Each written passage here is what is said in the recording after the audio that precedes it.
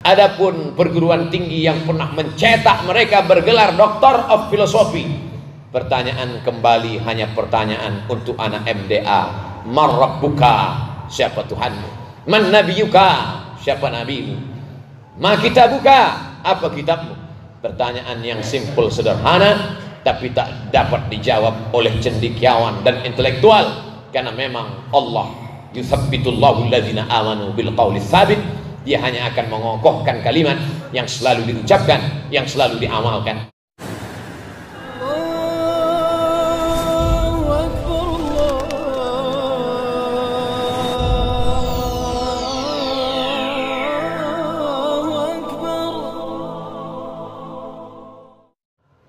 Ada seorang doktor lulusan S3 dari universitas ternama di Bandung menulis buku tentang pentingnya investasi hidup dan pendidikan.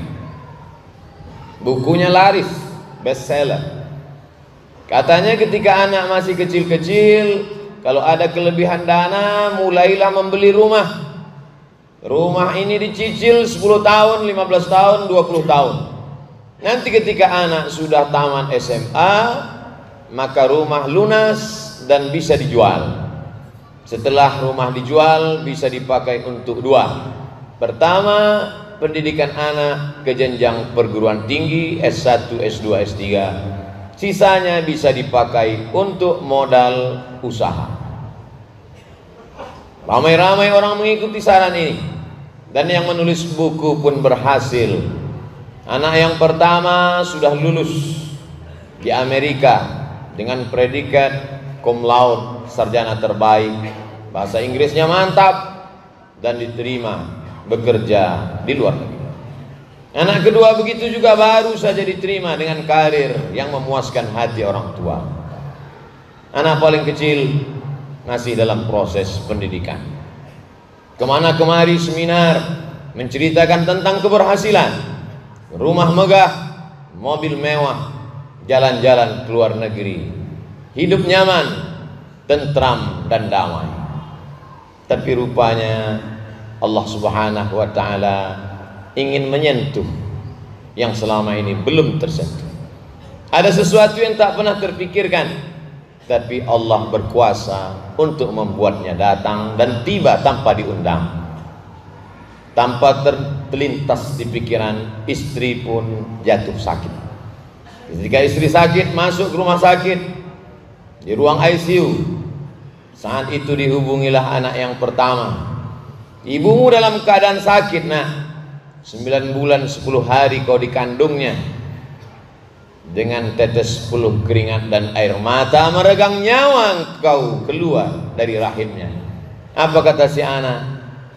Aku tidak bisa karena ada rapat penting, meeting yang harus dikerjakan. Dan saya tinggal di negara yang sangat disiplin. Aturan tidak membenarkan untuk pulang ke kampung halaman. Anak kedua pun dihubungi. Bagaimana ini, ibumu dalam sakit keras, orang lain tak dapat menghibur hatinya. Nampaknya inilah pertemuan terakhir andai kau pulang. Anak kedua berkata, ayah, aku tidak bisa pulang karena aku baru saja diterima bekerja di perusahaan ternama. Ini masa depanku, ini karirku. Maka hari-hari pertama kerja ini tidak boleh absen. Dan ini negara sangat disiplin. Mereka tidak tahu menahu apa yang terjadi pada karyawannya, maka mesti tetap bekerja. Tinggal lagi satu harapan anak terkecil yang terakhir. Ternyata harapan itu pun juga pupus, hilang, terbang melayang. Karena anak terkecil mendapatkan beasiswa dengan ikatan yang begitu ketat, tidak boleh meninggalkan bangku kuliah. Malaikat maut tidak menunggu, nyawa tetap berpisah keluar dari jasad dalam keadaan ramai di tengah kesepian. Orang lain banyak datang, tapi anak yang diharapkan membisikkan ke telinga, la ilaha illallah Muhammadur Rasulullah.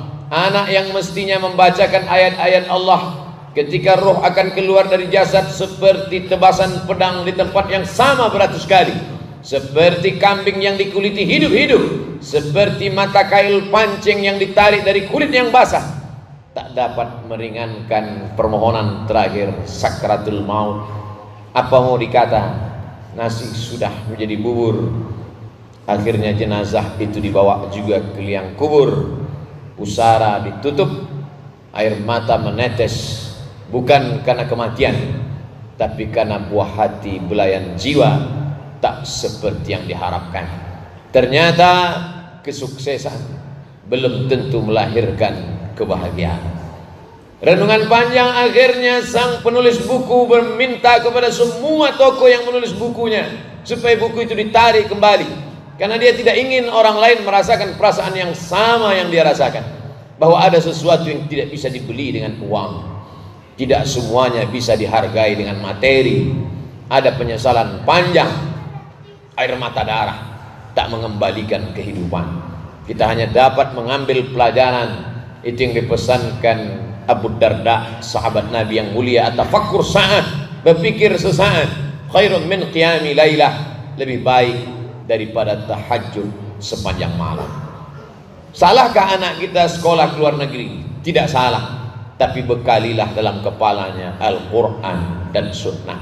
Salahkah dia hebat menjadi orang yang berkarir bahasa Inggris luar biasa? Tak salah, tapi tanamkanlah dalam kepalanya bahasa Arab, mengerti akhlak, sopan santun, tata krama, budi bahasa. Halakam ru'un lam ya'rif qadrahu, orang celaka bukan orang miskin susah melarat. Orang celaka orang yang tak tahu siapa jati dirinya. Kenalkan dia bahwa kita adalah orang Minangkabau yang dalam satu hembusan nafasnya dia berkata tentang agama dan adat istiadat.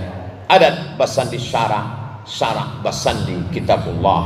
Ajarkanlah kepada dia bahwa kau akan mati, nah. Hidup hanya sebagai tempat persinggahan. Panas terik bernaung di bawah kayu yang rindang, sementara matahari condong.